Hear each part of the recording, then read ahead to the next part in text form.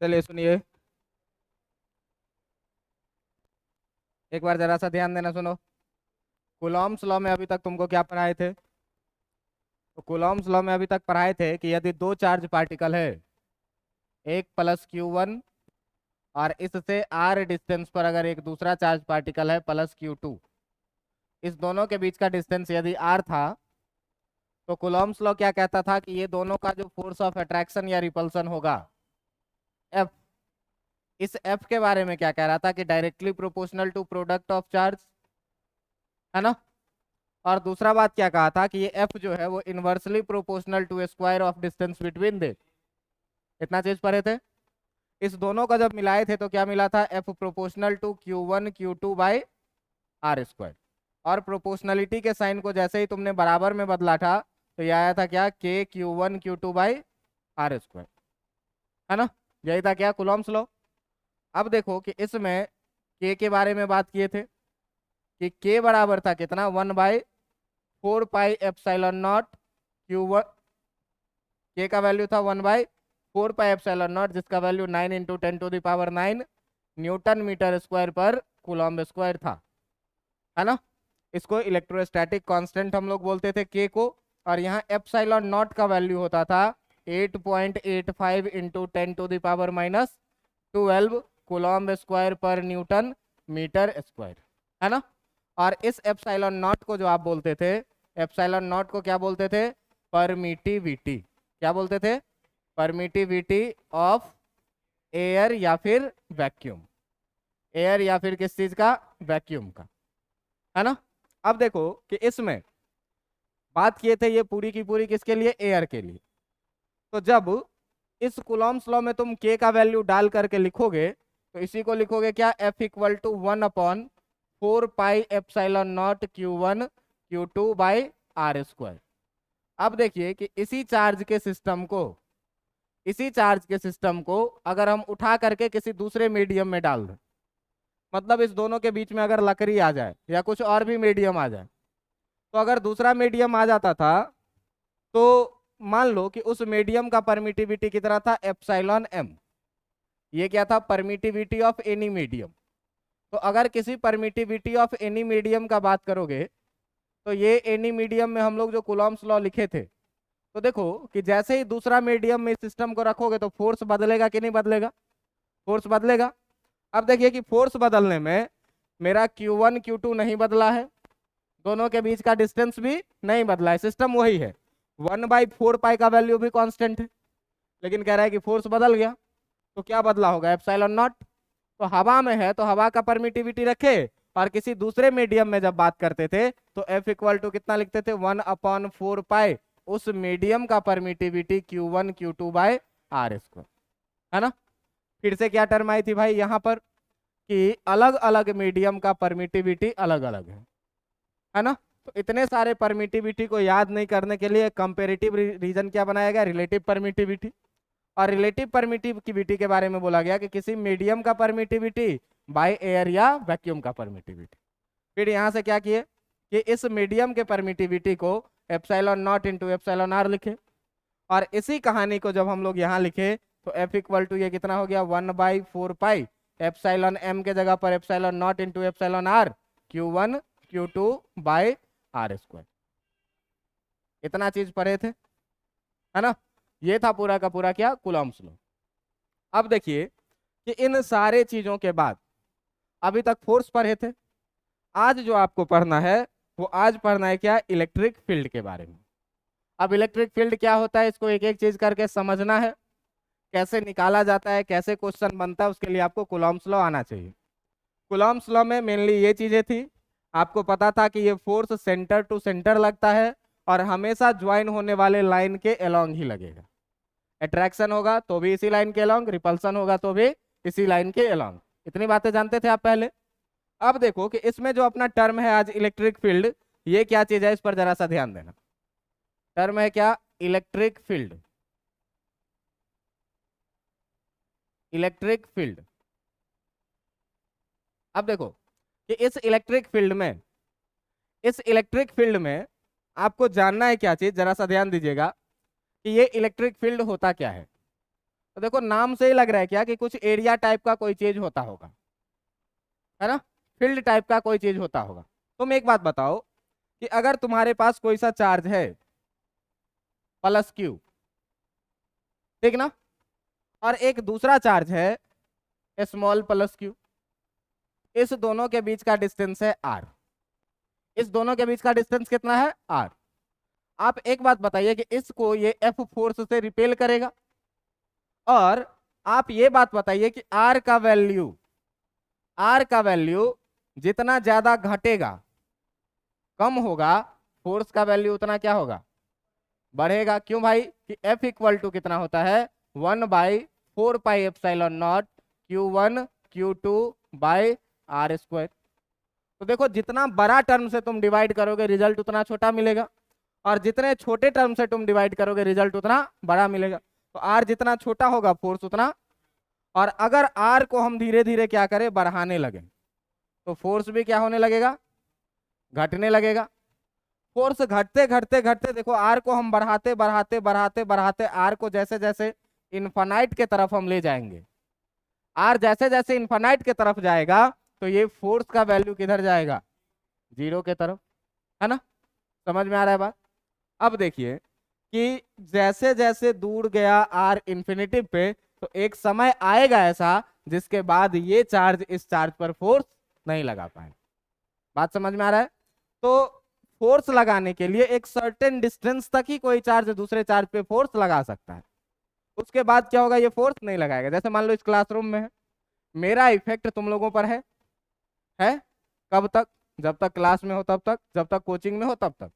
जैसे जैसे मेरी तुम्हारी डिस्टेंस बढ़ती जाएगी मेरा तुम्हारा इफेक्ट क्या होता जाएगा कम होता जाएगा। मान लो अभी यहाँ 12th में हो, 12th पास करोगे, कहीं अच्छे कॉलेज में जाओगे, अच्छे कॉलेज के बाद अच्छे नौकरी में जाओगे, तो मान लो कि इस चीज को तुम मेरा डिस्टेंस बढ़ रहा है तुमसे, तो बढ़ रहा है तो उस समय में मेरा इफेक्ट भी तुम पर क्या होने लगेगा कम होने लगेगा, और एक समय ऐसा आएगा कि जब मेरा इफेक्ट तुम पर कुछ रह नहीं जाएगा। तो भाई हो क्या रहा है कि जैसे जैसे चार्ज से डिस्टेंस बढ़ रही है, इस प्लस क्यू से जैसे जैसे डिस्टेंस बढ़ रही है, तो एक समय आने के बाद ये प्लस क्यू किसी दूसरे चार्ज पे फोर्स नहीं लगा पा रहा है। तो ऐसा चारों तरफ का एक ऐसा एरिया होगा, इस चारों तरफ का एक ऐसा एरिया होगा जिस एरिया में ये चार्ज जो है सो किसी दूसरे चार्ज पर क्या कर पाएगा फोर्स लगा पाएगा, और इस एरिया के बाहर क्या होगा ये चार्ज किसी दूसरे पे फोर्स नहीं लगा पाएगा। ठीक है ना। तो ये इलेक्ट्रिक फील्ड जो है तुम्हारा, इसका अगर तुमको कोई कहे डेफिनेशन लिखने के लिए तो तुम कैसे लिखोगे, तो कहोगे कि एक ऐसा रीजन जिस रीजन में कोई इंडिविजुअल चार्ज या फिर सिस्टम ऑफ चार्ज, एक से ज्यादा भी चार्ज रह सकता है, किसी दूसरे चार्ज पर अपने फोर्स का इफेक्ट दिखा सके, वहां तक का जो रीजन होगा उसी रीजन को हम लोग क्या बोलेंगे इलेक्ट्रिक फील्ड बोलेंगे। और जिसमें फोर्स का इफेक्ट नहीं दिखा पाए वहां पर इलेक्ट्रिक फील्ड नहीं होगा। बात समझ में आ रहा है बात, कि किसी भी सोर्स चार्ज या चार्ज के सिस्टम के चारों तरफ का ऐसा जगह जिस क्षेत्र में क्या करे, जिस एरिया में क्या करे, ये सोर्स चार्ज किसी दूसरे चार्ज पर क्या कर सके फोर्स लगा सके, इसी रीजन को हम लोग क्या बोलेंगे इलेक्ट्रिक फील्ड बोलेंगे। ठीक ना। तो अगर इसका डेफिनेशन लिखने के लिए बोला जाए आपको, तो डेफिनेशन लिखने के लिए जब भी बोला जाएगा आपको, तो आप इसके डेफिनेशन में क्या लिखेंगे, इसके डेफिनेशन में आप लिखेंगे क्या, इसके डेफिनेशन में आप लिखेंगे क्या कि the region surrounding a given charge और सिस्टम ऑफ चार्ज। ठीक ना, क्या लिखेंगे द रीजन, कि ऐसा क्षेत्र, the region surrounding a given charge, surrounding a given charge और सिस्टम ऑफ चार्ज, और सिस्टम ऑफ चार्ज, कि या तो एक चार्ज रहेगा या फिर क्या रहेगा सिस्टम ऑफ चार्ज रहेगा, इन which the source charge, in which the source charge can show the effect of force, effect of force. अब ये फोर्स कैसा फोर्स हो सकता है, अट्रैक्शन भी हो सकता है और रिपल्सन भी हो सकता है। अगर सेम चार्ज रहेगा तो अट्रैक्शन का फोर्स रहेगा, और अगर अपोजिट चार्ज रहेगा तो रिपल्सन का फोर्स रहेगा। बात समझ में आ रहा है बात। तो ये फोर्स जो हो सकता है, ये फोर्स कैसा हो सकता है, अट्रैक्शन भी हो सकता है, या फिर ये फोर्स कैसा हो सकता है, रिपल्सन का भी हो सकता है। ठीक ना, या फिर ये फोर्स जो है सो रिपल्सन का भी हो सकता है। ठीक ना, किसके अकॉर्डिंग होगा, तो according to nature of charge. अब चार्ज का जैसा नेचर रहेगा वैसा ही जो है सो ये क्या करेगा, अट्रैक्शन या रिपल्सन का बात करेगा। नेचर ऑफ चार्ज क्या है, या तो पॉजिटिव चार्ज या तो नेगेटिव चार्ज, है ना। तो अगर दोनों सेम चार्ज है तो क्या करेगा, रिपेल करेगा। अगर दोनों अपोजिट चार्ज है तो क्या करेगा, अट्रैक्ट। मतलब क्या बोले कि एक कोई सोर्स चार्ज रहेगा या सिस्टम ऑफ चार्ज रहेगा, जिसमें हम देख रहे हैं क्या कि जैसे जैसे डिस्टेंस बढ़ता जा रहा है इस चार्ज से, इसके फोर्स का प्रभाव क्या होता जा रहा है, कम होता जा रहा है, चारों तरफ से कम होगा। अब मान लो एक समय ऐसा आएगा जिसके बाद ये फोर्स नहीं लगा पाएगा, फोर्स कितना हो जाएगा, तो जहां तक ये अपने फोर्स का प्रभाव दिखा पा रहा है, जहां तक ये अपने फोर्स का इफेक्ट दिखा पा रहा है, वैसा चारों तरफ का जो रीजन है उसी रीजन को क्या बोलना है, इलेक्ट्रिक फील्ड। समझ में आ रहा है बात। अब देखो कि जब ये चार्ज इसके सबसे नजदीक में रहेगा तब ये इसको सबसे अधिक फोर्स से अट्रैक्ट करेगा, और जब ये चार्ज का डिस्टेंस बढ़ता जाएगा तो इसका फोर्स ऑफ अट्रैक्शन क्या होता जाएगा, कम होता जाएगा, कम होता जाएगा, कम होता जाएगा। मतलब इसके चारों तरफ किसी भी पॉइंट पे, इसके चारों तरफ जैसे जैसे डिस्टेंस वेरी करेगा तो अलग अलग पॉइंट पे इलेक्ट्रिक फील्ड भी क्या होगा, अलग अलग होगा। कहीं पर स्ट्रांग फोर्स, कहीं पर वीक फोर्स, कहीं पर स्ट्रांग फोर्स, कहीं पर वीक फोर्स। तो अब ये स्ट्रांग है कि वीक है, इसको डिफाइन करने के लिए, इसको डिफाइन करने के लिए एक टर्म लाया गया जिसको बोला गया क्या, इलेक्ट्रिक फील्ड इंटेंसिटी। ठीक ना, इसको क्या बोला गया, इलेक्ट्रिक फील्ड इंटेंसिटी। अब इस इलेक्ट्रिक फील्ड इंटेंसिटी को क्या बोला, ये जरा सा ध्यान देना कि ये जो टर्म है तुम्हारा इलेक्ट्रिक फील्ड इंटेंसिटी, ये क्या चीज है, जरा सा ध्यान देना इस पर। बात कर रहे हैं हम लोग किस चीज का, इलेक्ट्रिक फील्ड इंटेंसिटी का। इलेक्ट्रिक फील्ड इंटेंसिटी,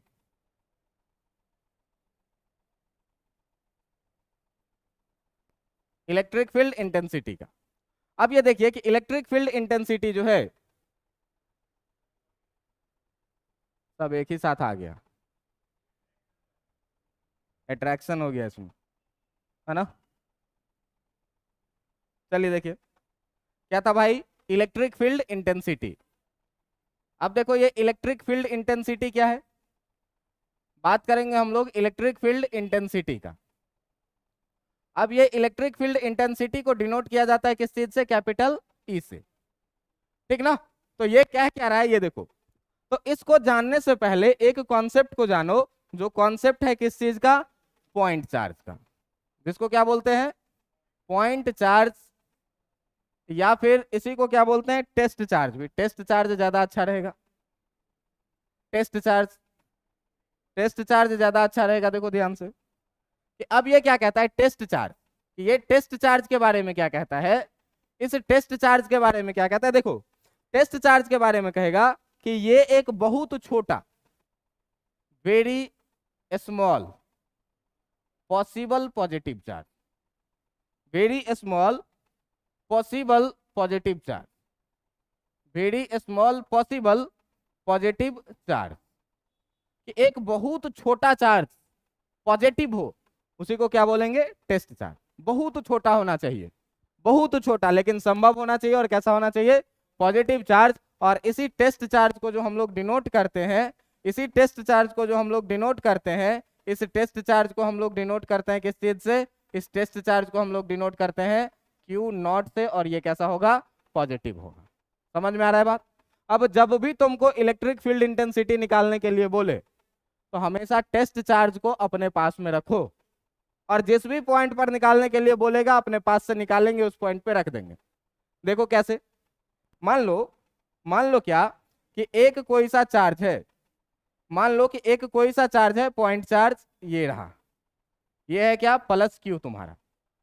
ठीक ना, और कहे क्या कि इस पॉइंट चार्ज से आर डिस्टेंस पर, इस पॉइंट चार्ज से आर डिस्टेंस पर कोई पॉइंट है पी। अब आप बताइए कि इस पी पर इलेक्ट्रिक फील्ड इंटेंसिटी कितना होगा। तो इस पी पॉइंट पर तुम क्या करो, अपने पॉकेट में जो तुमने टेस्ट चार्ज रखा है प्लस क्यू नॉट, इसको क्या करो, प्लेस कर दो। और इलेक्ट्रिक फील्ड इंटेंसिटी क्या कहता है? It is defined as it is defined as the force per unit charge. Force per unit charge. It is defined as the force per unit charge. अब तुम ध्यान देना कि यहां पर ये Q इसको क्या करेगा? रिपेल करेगा। कितने फोर्स से? F फोर्स से। किस पर लग रहा है? तो Q नॉट चार्ज पे जो फोर्स लग रहा है वो कितना लग रहा है? F। Q नॉट चार्ज पे कितना फोर्स लग रहा है? F। तो एक चार्ज पे कितना फोर्स लगेगा? F by q naught. और इसी को हम लोग क्या बोलते हैं? Electric field intensity. Unit charge पे जितना फोर्स लगा उसी को क्या बोलते हैं? Electric field intensity. तो ये बात बताओ कि यहां से electric field intensity E equal to force और अपॉन जो क्यू नॉट है, ये क्या चीज है? Test charge. ये क्या है? टेस्ट चार्ज है। यहां से आप ये बताइए कि E इक्वल टू जो है तो हम F अपॉन क्यू नॉट लिख सकते हैं कि नहीं लिख सकते हैं? अगर E इक्वल टू यहां से F अपॉन क्यू नॉट लिख सकते हैं तो आप ये बताइए कि यहां से हम F equal to q naught times E भी लिख सकते हैं कि नहीं लिख सकते हैं? F equal to q naught times E, खाली क्यू नॉट को क्या किया? इधर लाए। अब जरा सा देखो कि ये हुआ तुम्हारा इलेक्ट्रिक फील्ड इंटेंसिटी। अब इलेक्ट्रिक फील्ड इंटेंसिटी में जरा सा बात करें कि ये वेक्टर है कि स्केलर है? ये वेक्टर है कि स्केलर है? तो एक बात तुमको पता होगा कि फोर्स कैसा क्वांटिटी है? वेक्टर की स्केलर? वेक्टर। चार्ज कैसा क्वांटिटी है? स्केलर। और आपको पता होगा कि वेक्टर और स्केलर को जब भी हम गुना करते हैं या भाग करते हैं तो जो रिजल्ट मिलता है वो क्या मिलता है? वेक्टर मिलता है। सुनो ओ भाई साहब, क्या कर रहे हो? आगे आ जाओ, आगे आ जाओ। अब बाद में बोलोगे समझ में नहीं आया। गजब है यार। सुनिए, अब ये फोर्स है वेक्टर भाई और चार्ज है क्या? स्केलर। तो आप यहां से देखिए कि जो इलेक्ट्रिक फील्ड है वो आपका कैसा क्वांटिटी आ रहा है?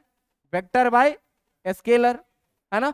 तो वेक्टर बाय स्केलर जब भी करेंगे तो जो रिजल्ट आएगा वो कैसा रिजल्ट आएगा? वेक्टर आएगा, है ना? तो हम लोग सीधे सीधे इलेक्ट्रिक फील्ड इंटेंसिटी के बारे में क्या बोले कि जो आपका इलेक्ट्रिक फील्ड इंटेंसिटी है, जो आपका इलेक्ट्रिक फील्ड इंटेंसिटी है वो इलेक्ट्रिक फील्ड इंटेंसिटी आपका क्या है भाई साहब? इज अ कैसा क्वांटिटी? Vector quantity. कैसा क्वांटिटी है ये? वेक्टर क्वांटिटी है। अब वेक्टर क्वांटिटी है तो ये बताओ कि जब हम लोग E लिखेंगे तो बराबर वेक्टर है F और अपॉन क्यू नॉट लिखते हैं। तो इसका डायरेक्शन क्या होगा अगर वेक्टर है तो? इसका डायरेक्शन क्या होगा अगर ये वेक्टर है तो? तो जो फोर्स का डायरेक्शन होगा वही इलेक्ट्रिक फील्ड का डायरेक्शन होगा, क्योंकि फोर्स ही तो इसको वेक्टर बना रहा है। तो जो फोर्स का डायरेक्शन होगा वही इलेक्ट्रिक फील्ड का डायरेक्शन होगा। तो यहां पर लिखेंगे क्या है कि electric field has same direction as force. ठीक ना? Electric field has same direction as क्या? एफ। जो फोर्स का डायरेक्शन होगा वही डायरेक्शन क्या होगा? ई का। अब देखो कि यहां से दो चीज बन रही है। दो चीज क्या बन रही है कि एक पॉजिटिव चार्ज हमारे पास है और एक नेगेटिव चार्ज हमारे पास है। और टेस्ट चार्ज हमारे लिए ऑलवेज पॉजिटिव रहेगा, क्योंकि टेस्ट चार्ज के बारे में मैंने बोला ही क्या है आपको कि ये यूनिट पॉजिटिव चार्ज है। जितना छोटा से छोटा हो सके पॉसिबल उतना छोटा पॉजिटिव चार्ज ले लो, और वही क्या है तुम्हारा? Test charge. अब देखो कि टेस्ट चार्ज का कॉन्सेप्ट क्या है। मान लो कि ये एक कोई सा पॉजिटिव चार्ज है प्लस क्यू, और इस प्लस क्यू से आर डिस्टेंस पर, इस प्लस क्यू से आर डिस्टेंस पर कोई एक पॉइंट है P, जिस पॉइंट P पर हमको निकालना क्या है? इस पॉइंट P पर हमको निकालना है इलेक्ट्रिक फील्ड इंटेंसिटी। मैंने आपको क्या बोला कि आप अपने पॉकेट से टेस्ट चार्ज को निकालिए प्लस क्यू नॉट को, और प्लस क्यू नॉट को आप यहां पर रख दीजिए। देखिए ये पॉजिटिव और पॉजिटिव है, रिपेल करेगा बाहर के तरफ। तो बाहर के तरफ रिपेल करेगा मतलब फोर्स का डायरेक्शन है बाहर के तरफ। तो जब फोर्स का डायरेक्शन है बाहर के तरफ, इसका मतलब हुआ कि यहां से जो इलेक्ट्रिक फील्ड का भी डायरेक्शन होगा, ये इलेक्ट्रिक फील्ड का भी डायरेक्शन होगा किधर के तरफ? बाहर के तरफ। समझ में आ रहा है कि नहीं आ रहा है? अगर मान लो कि यही चार्ज अपना नेगेटिव चार्ज है, यही चार्ज अपना नेगेटिव चार्ज है और ये है माइनस क्यू, तो माइनस क्यू से अगर कोई आदमी बोले आपको कि आर डिस्टेंस पर कोई एक पॉइंट P है और इस पॉइंट P पर जो है सो आप हमको बताइए कि इलेक्ट्रिक फील्ड कितना होगा, किस डायरेक्शन में होगा। तो आप क्या करेंगे, आप करेंगे क्या भाई, आप करेंगे क्या कि यहाँ पर अपने पॉकेट से टेस्ट चार्ज निकालेंगे क्यू नॉट और रख देंगे। अब देखिए ये नेगेटिव ये पॉजिटिव क्या करेगा, फोर्स अट्रैक्ट करेगा, तो जो डायरेक्शन फोर्स का होगा वही डायरेक्शन इलेक्ट्रिक फील्ड का होगा। मतलब ये डायरेक्शन जो है आपको, ये डायरेक्शन किसका हो जाएगा, यही डायरेक्शन हो जाएगा किसका, इलेक्ट्रिक फील्ड का। तो देखो कि जो पॉजिटिव चार्ज है ये टेस्ट चार्ज को हमेशा ही रिपेल करेगा तो बाहर की तरफ, और नेगेटिव चार्ज हमेशा ही अट्रैक्ट करेगा तो अंदर की तरफ। तो यहां से हम लोग पॉइंट क्या बनाएंगे, यहां से हम लोग पॉइंट ये बनाएंगे कि इलेक्ट्रिक फील्ड, ठीक ना, ऐसा लिखेंगे the direction of electric field intensity, the direction of electric field intensity is always outward due to positive charge, due to positive charge. अगर पॉजिटिव चार्ज रहेगा तो हमेशा इलेक्ट्रिक फील्ड किधर के तरफ रहेगा, बाहर के तरफ, ठीक ना। और क्या लिखेंगे कि the direction of electric field is always towards, E is always towards the negative charge, is always towards negative charge. Always towards क्या होगा, ऑलवेज टुवर्ड्स होगा क्या, नेगेटिव चार्ज। कि अगर चार्ज नेगेटिव रहे तो हमेशा चार्ज के तरफ इलेक्ट्रिक फील्ड का डायरेक्शन होगा, और अगर चार्ज पॉजिटिव रहे तो हमेशा अवे फ्रॉम द चार्जेस का डायरेक्शन होगा। इतनी बातें समझ में आ रही है कि नहीं आ रही है, इतनी बातें समझ में आ रही है। अब देख भाई कि इलेक्ट्रिक फील्ड के बारे में जाने हैं क्या, कि इलेक्ट्रिक फील्ड जो है तेरा ये क्या है, F upon q not. Electric field क्या है तुम्हारा, ई इक्वल टू है तुम्हारा कितना, एफ बाई क्यू नॉट। ये बताओ कि अगर हम लोग बात करें एसआई यूनिट का, अगर बात करें हम लोग किस चीज का, SI unit of electric field, ठीक ना। अगर बात करें SI unit of electric field का, तो देखो ऊपर फोर्स है, फोर्स का यूनिट क्या होता है, न्यूटन। नीचे चार्ज है, चार्ज का यूनिट क्या होता है, कूलम। तो इलेक्ट्रिक फील्ड का यूनिट क्या लिखेंगे, समझ में आ रहा है कि नहीं।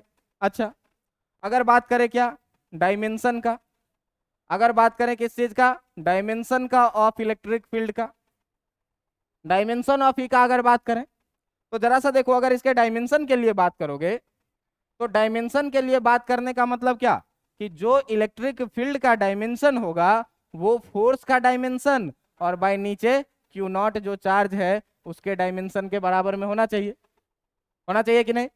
अब जब होना चाहिए तो भाई साहब ये बताओ कि फोर्स का डायमेंशन कितना होता है, एम एल टी माइनस, होता है कि नहीं। और चार्ज का डायमेंशन कितना होता है, ए टी। करवाया हुआ है कि नहीं करवाया हुआ है, जरा सा देखो इसको ऊपर लेके जाओ। तो जैसे ही इसको ऊपर लेके जाओगे तो ये हो जाना है कितना, M L T minus two, T का पावर -1 ऊपर जाएगा तो हो जाएगा, ये 1 है तो ऊपर जाएगा कितना, और ए का भी पावर यहाँ 1 है तो ये भी ऊपर जाएगा तो कितना हो जाएगा, -1।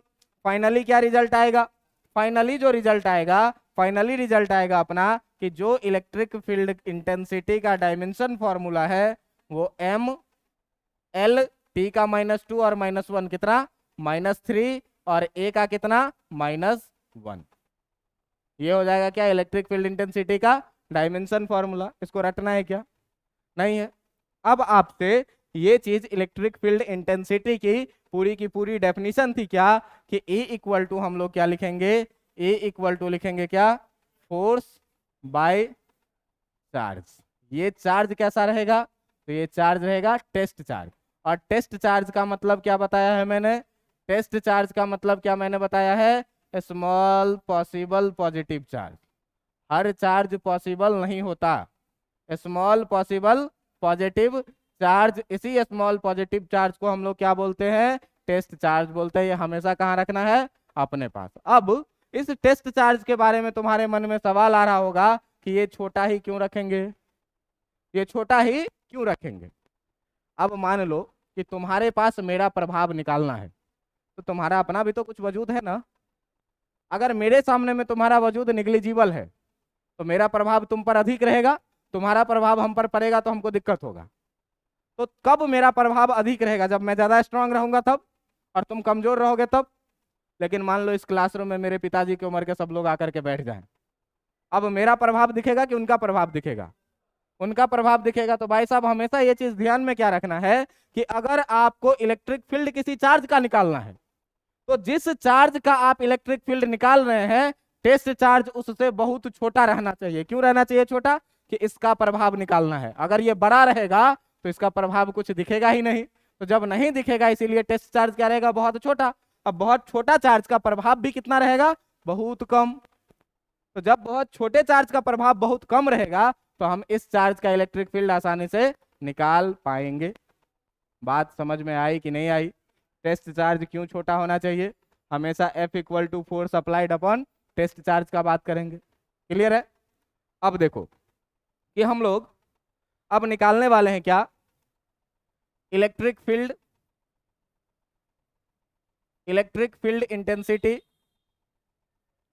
Electric field intensity, intensity due to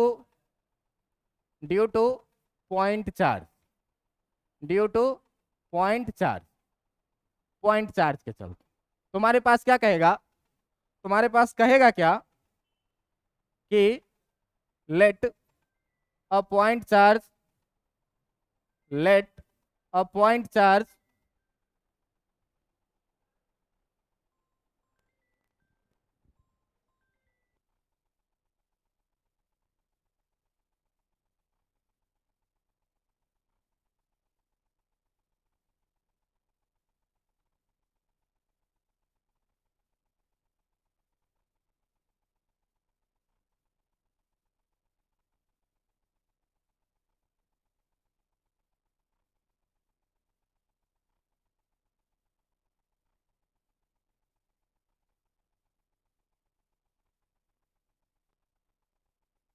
क्या कहे भाई? कि let a point charge plus q, then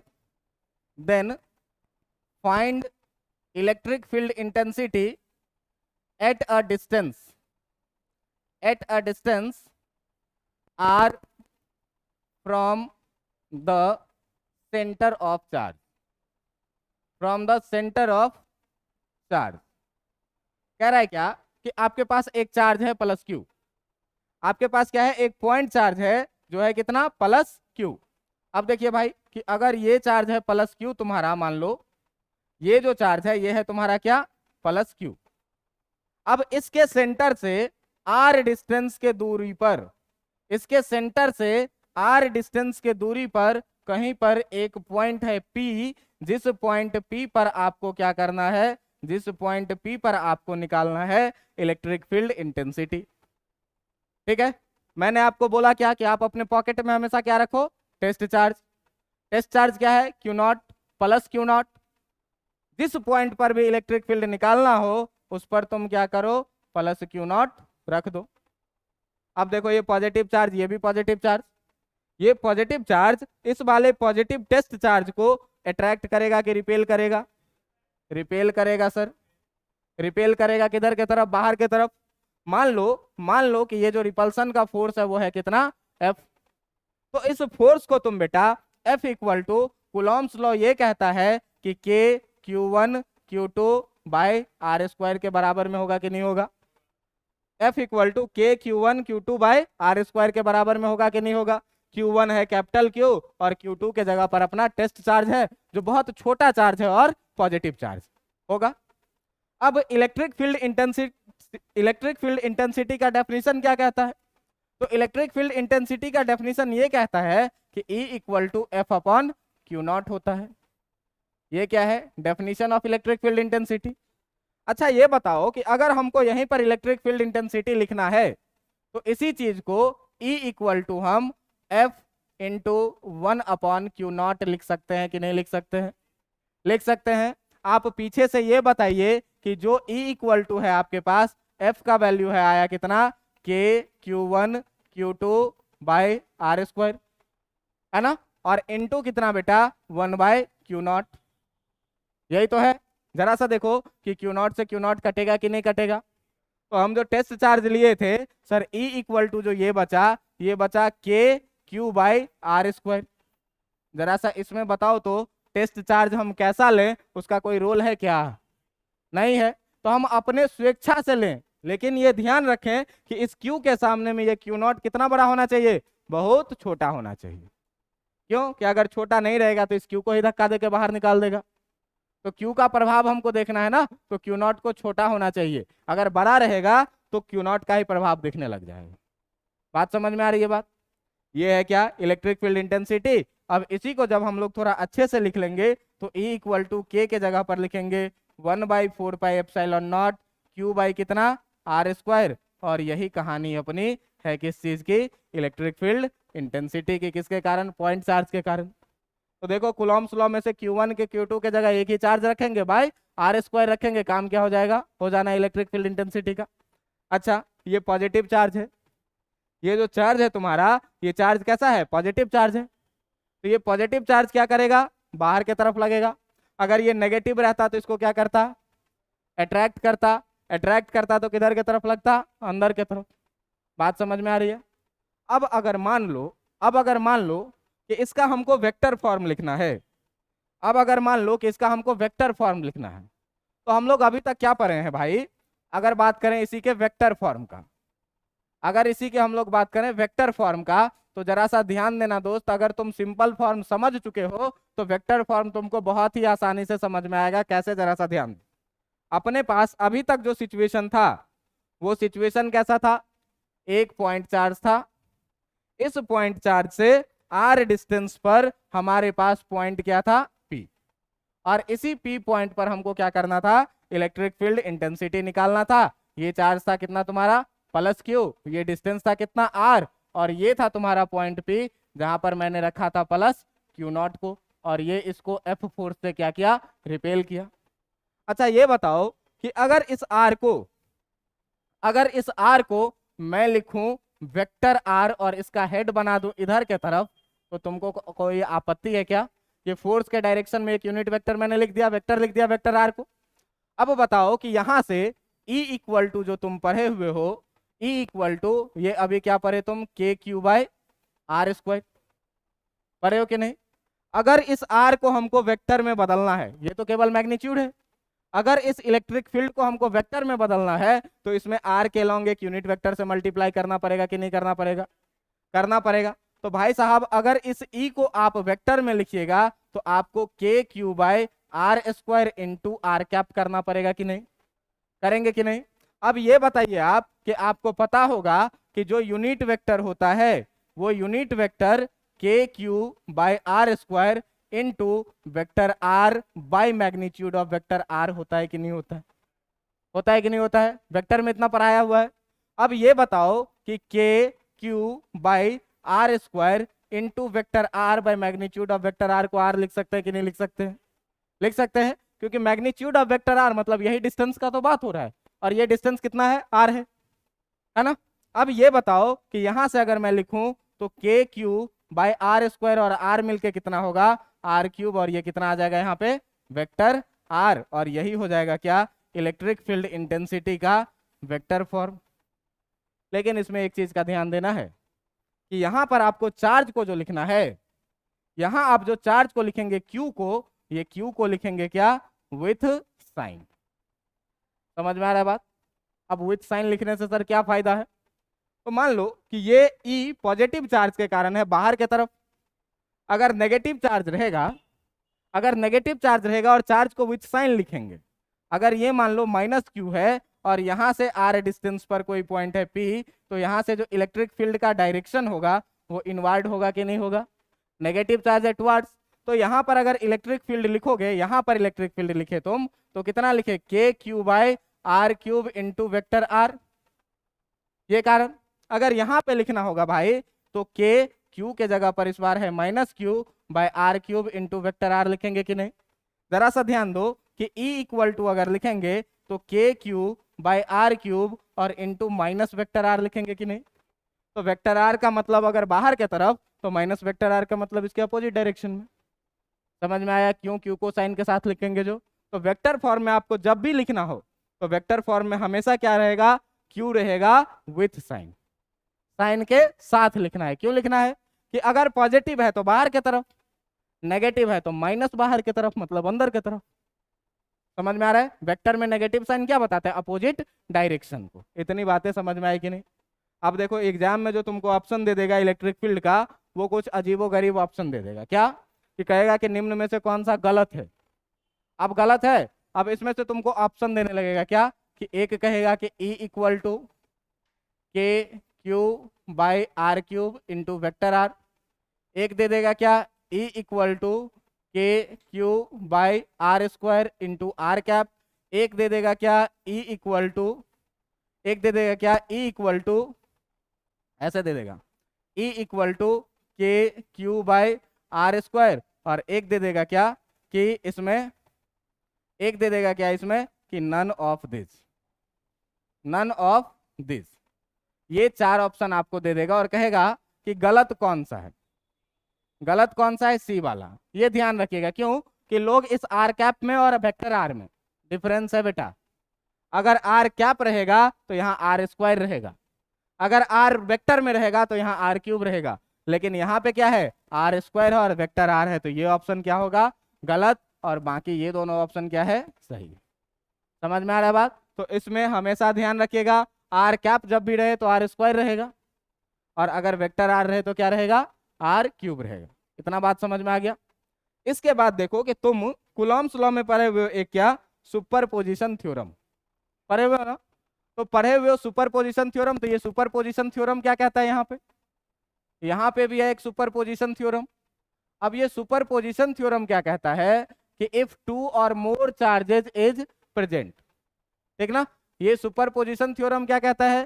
कि यदि दो या दो से अधिक चार्ज पॉसिबल रहे, है ना, दो या दो से अधिक चार्ज पॉसिबल रहे, तो देखो दो या दो से अधिक चार्ज की पॉसिबिलिटी कैसे बनती है? मान ले भाई कि एक चार्ज है अपना यहाँ पे, एक चार्ज है यहाँ पे, एक चार्ज है यहाँ पे, एक चार्ज है यहाँ पे, ऐसे ऐसे बहुत सारे चार्जेज हैं, ऐसे ऐसे बहुत सारे चार्जेज हैं। और इस बीच में कहीं पर आपको कह रहा है क्या? कि एक पॉइंट है P, इस बीच में कहीं पर एक पॉइंट है P। अब बताइए हमको कि इस P पॉइंट पर जो है सो इलेक्ट्रिक फील्ड इंटेंसिटी कैसे होगा? एक चार्ज रहेगा तो के क्यू बाई आर स्क्वायर लगा करके निकाल लेंगे। पॉजिटिव रहेगा तो बाहर की तरफ, नेगेटिव रहेगा तो अंदर की तरफ। लेकिन भाई साहब अगर एक से ज्यादा चार्ज अवेलेबल रहे तब तुम क्या करोगे? डिफरेंट साइन में रहे तब तुम क्या करोगे? तो देखो कि तुमको मैंने सुपरपोजिशन थ्योरम में बताया क्या? कि मान लो ये है प्लस Q1, ये है माइनस Q2, ये है प्लस Q3, है ना, ये है प्लस Q3, ये है माइनस Q4। डिफरेंट चार्जेस हैं, सारे अलग अलग चार्ज हैं। अब इस सारे अलग अलग चार्ज का डिस्टेंस भी जो होगा P पॉइंट का, ये क्या होगा? अलग अलग होगा। तो मान लो यहाँ से जो इस P पॉइंट का डिस्टेंस है R1, यहाँ से जो इस P पॉइंट का डिस्टेंस है R2, यहाँ से जो इस P पॉइंट का डिस्टेंस है R3, और यहाँ से जो इस P पॉइंट का डिस्टेंस है इसको मान लो R4। ये चार अलग अलग डिस्टेंस है, R1, R2, R3 और R4। अब देखो कि ये अगर R1 है, ये R2 है, ये R3 है, ये R4 है, तो ये बात बताओ ये पॉजिटिव चार्ज है। इस पॉजिटिव चार्ज के कारण जो यहाँ पर इलेक्ट्रिक फील्ड होगा, जो यहाँ पर इलेक्ट्रिक फील्ड होगा, ये अंदर के तरफ होगा कि बाहर की तरफ होगा? पॉजिटिव चार्ज है तो यहाँ के कारण जो है तो जो इलेक्ट्रिक फील्ड होगा वो किधर होगा? बाहर की तरफ। अब इस बाहर के तरफ वाले इलेक्ट्रिक फील्ड को अगर आप बोल दीजिए E1, इस बाहर की तरफ वाले इलेक्ट्रिक फील्ड को अगर आप बोल दीजिए E1। दूसरा देखिए कि अगर ये माइनस Q2 है, इसके कारण जो इलेक्ट्रिक फील्ड होगा वो अंदर की तरफ कि बाहर की तरफ? अंदर की तरफ। क्योंकि भाई कैसा चार्ज है? ये नेगेटिव चार्ज है। तो इस अंदर के तरफ वाले इलेक्ट्रिक फील्ड को अगर तुम बोल दो E2, है ना, ये प्लस Q3, इसके कारण जो तुम्हारा इलेक्ट्रिक फील्ड होगा वो अंदर की तरफ कि बाहर की तरफ?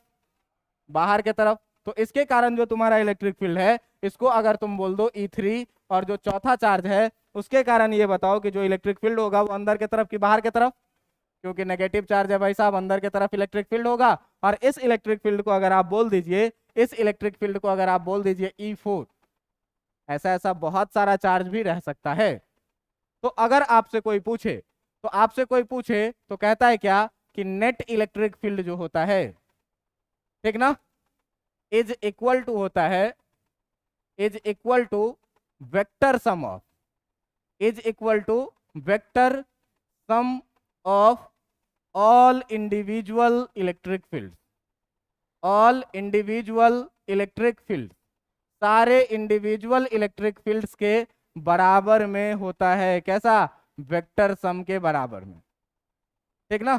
सारे के इंडिविजुअल वेक्टर सम के बराबर में। मतलब कि भाई साहब जो ई नेट आएगा तुम्हारा वो आएगा क्या? वेक्टर में E1 प्लस वेक्टर में E2 प्लस वेक्टर में E3 और इस तरीके से जो भी रहेगा वो इस चीज को आपको क्या करना है? याद रखना है। जैसे कूलॉम्स लॉ में हम लोग वेक्टर लॉ में ही लिखते थे, वैसे ही यहाँ पर भी जो ये चीज रहेगा वो किस में रहेगा? वेक्टर सम में ही रहेगा, इलेक्ट्रिक फील्ड भी। अब अगर इसको तुम लिखना चाहो, अगर तुम इसको लिखना चाहो तो जरा सा ध्यान दो कि अगर ई नेट लिखना है तो ये बताओ E1 को कितना लिखोगे वेक्टर में? K Q1 बाई R1 का whole cube into vector R1 लिखोगे कि नहीं? लिखोगे। Plus K Q2 by R2 का whole cube into vector R2 plus K Q3 by R3 का whole cube into vector R3 और इस तरीके से आप लिखते चले जाएंगे। सारे का जो वेक्टर सम होगा वही क्या होगा? इसका नेट रिजल्टेंट हो जाएगा। समझ में आ रहा है कि नहीं आ रहा है? आ रहा है। अब ये थी पूरी की पूरी किसकी? इलेक्ट्रिक फील्ड की थ्योरी। किसके कारण? पॉइंट चार्ज के कारण। ठीक ना? तो अगर पॉइंट चार्ज के कारण हम लोग इलेक्ट्रिक फील्ड का बात करते हैं तो नेट इलेक्ट्रिक फील्ड कैसे निकाला जाएगा? सुपरपोजिशन थ्योरम के द्वारा। सुपरपोजिशन थ्योरम क्या कहता है कि अगर दो से अधिक चार्ज आपके सराउंडिंग में मौजूद है तो जो नेट इलेक्ट्रिक फील्ड होगा वो vector sum of all individual electric field के बराबर में होगा। इतनी बातें समझ में आ रही है? अब वेक्टर सम कूलॉम्स लॉ पे बहुत सारा क्वेश्चन कर चुके हैं फोर्स निकालने का, इलेक्ट्रिक फील्ड में भी वैसे वैसे ही क्वेश्चन बनेंगे। ध्यान ये रखना है बस क्या कि जहां पर भी बोले इलेक्ट्रिक फील्ड निकालने के लिए पॉकेट से टेस्ट चार्ज निकालो, वहां पे रख दो, फोर्स निकालो और टेस्ट चार्ज से डिवाइड कर दो, इलेक्ट्रिक फील्ड आ जाएगा। इतना ही ना? टेस्ट चार्ज के लिए फॉर्मूला क्या पढ़े थे? टेस्ट चार्ज के लिए फॉर्मूला पढ़े थे E equal to K q by r square. यही ना पढ़े थे? किसके लिए? Valid only for point charge. Valid only for किसके लिए? पॉइंट चार्ज के लिए केवल ये वैलिड है। डिस्ट्रीब्यूटेड चार्ज के लिए ये चीज वैलिड नहीं है। ये चीज हमेशा ही तुमको ध्यान में रखना है। अब देखो एक आध क्वेश्चन देख लेते हैं इस पे, है ना? एक आध क्वेश्चन देख लेते हैं कि क्वेश्चन कैसे बनाना है। आ जाओ यहाँ। मान लो अपने पास दो चार्ज हैं, अपने पास दो चार्ज हैं। ये चार्ज हैं क्या क्या? एक है क्या? ये। और एक दूसरा चार्ज है ये। और इस दोनों चार्ज के बीच का डिस्टेंस तुमको दे रखा है। इस दोनों चार्ज के बीच का डिस्टेंस तुमको दे रखा है क्या? इस दोनों चार्ज के बीच का डिस्टेंस दे रखा है तुमको कितना? 2 सेंटीमीटर। ठीक है? अगर कह रहा है कि ये चार्ज है आपका +1 माइक्रोकूलम का और ये चार्ज है आपका -2 माइक्रोकूलम का और ये चार्ज है आपका -2 माइक्रोकूलम का। ठीक ना? तो आपसे क्या क्या रहा है क्वेश्चन में? आपसे क्या क्या रहा है कि find E net, find E net at a point on on at middle point लिखना। At at at middle point, at middle point on line joining these charges, on line joining these charges। क्या कह रहा है कि इस दोनों का जो लाइन ज्वाइनिंग है इसके ठीक बीच वाले पॉइंट पर आप बताइए कि इलेक्ट्रिक फील्ड कितना होगा। तो ठीक बीच वाला पॉइंट भाई साहब देखो, क्वेश्चन को जरा सा कॉपी करके बाहर निकाल लो। देखो कि इसके ठीक बीच वाले पॉइंट का अगर बात करोगे, अगर इसके ठीक बीच वाले पॉइंट का बात करोगे तो इसका ठीक बीच वाला पॉइंट कहां पर होगा? ये होगा पॉइंट P। यहां से यहां तक का भी डिस्टेंस कितना? 1 सेंटीमीटर। और यहां से यहां तक का भी डिस्टेंस कितना? 1 सेंटीमीटर, क्योंकि टोटल डिस्टेंस है कितना? 2 सेंटीमीटर। अब देखिए कि ये जो पहला चार्ज है उसके कारण मानेंगे E1 और ये जो दूसरा चार्ज है उसके कारण मानेंगे E2। आप ये बताइए कि ये पहला चार्ज के कारण जो आपका इलेक्ट्रिक फील्ड होगा वो इलेक्ट्रिक फील्ड अंदर के तरफ होगा कि बाहर के तरफ होगा? अंदर के तरफ होगा कि बाहर के तरफ होगा? क्योंकि पॉजिटिव चार्ज है, और पॉजिटिव चार्ज के कारण जो हमेशा इलेक्ट्रिक फील्ड होता है वो किधर के तरफ, दिख रहा है कि नहीं दिख रहा है, ये दिख रहा है, हाँ? जो होगा E1, वो E1 किधर के तरफ होगा, बाहर के तरफ। अच्छा, जो दूसरा चार्ज है तुम्हारा, जो दूसरा चार्ज है तुम्हारा, उसके कारण जो E2 होगा, ये बताओ कि चार्ज के तरफ होगा कि चार्ज के बाहर के तरफ होगा।